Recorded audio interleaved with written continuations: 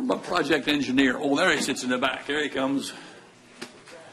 Project engineer metal orders, come forward, please. Good afternoon. Good afternoon, Mr. President, council members.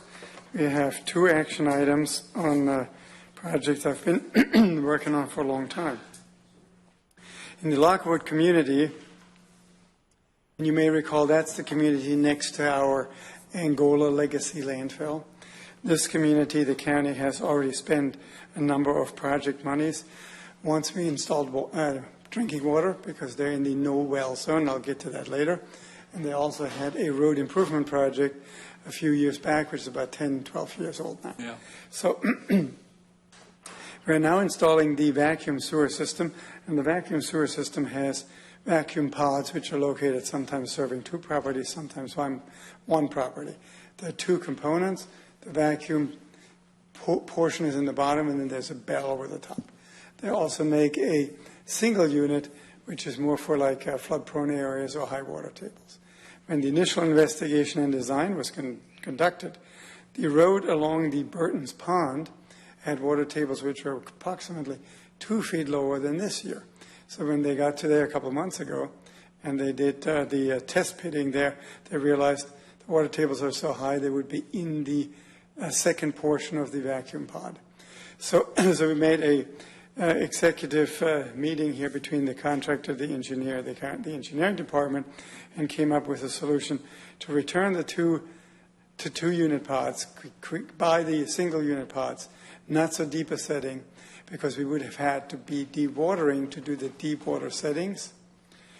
So now the only the impact to the people directly by the lake who are very, very close to the pond side, they will have to continue to pump up their effluent like they do today in their septic systems, because the drain fields are at the road. So when we discussed that with the NRC, they were not willing to give us a dewatering permit unless we pre-treated the water.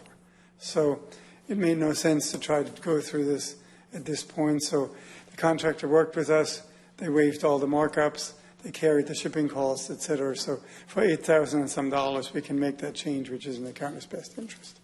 So I have a recommendation for that particular approach. Read your motion, please, sir.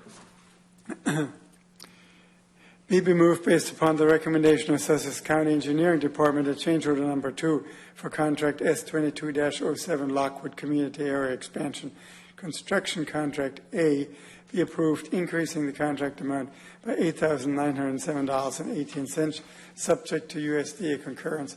We do have the verbal concurrence from USDA, so I expect that to be a formality. Pleasure, counsel. So moved. Motion, Mr. Schaefer, second. Second. Mr. Hudson, questions on the motion? Take the vote. Mr. Schaefer. Yes. Mrs. Green. Yes. Mr. Hudson. Yes. Mr. Riley. Yes. I vote yes. Motion carried. Next, sir. Mr. President, you and I have been working through a number of amendments to our first agreement, regional agreement with Artesian. And it reads sort of like an interesting history of what we've been doing since 2016. And when we started all this, it was anticipated, let's get rid of some of these on-site system and some of these connections which have really long force mains and issues where we like to have more of a regional approach. And all the systems we interconnected were existing systems. When the County Council approved the comprehensive plan, we envisioned 5 sewer tiers, which you then codified.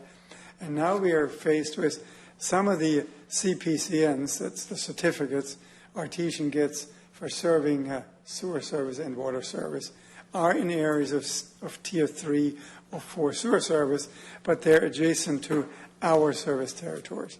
I think you've touched 2 of them where we had to go through the comp plan change to actually extend our service, tier 1, into these areas, because that's a comprehensive plan change.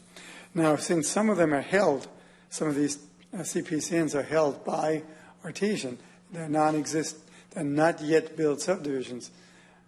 Engineering department said, time out here, we want to be paid our sewer connection charges for non-built areas, because all the ones we converted over and all the ones they converted over existed. Like, for example, when we send the business park, the Georgetown Business Park, obviously these are all existing flows with some exception to the infill.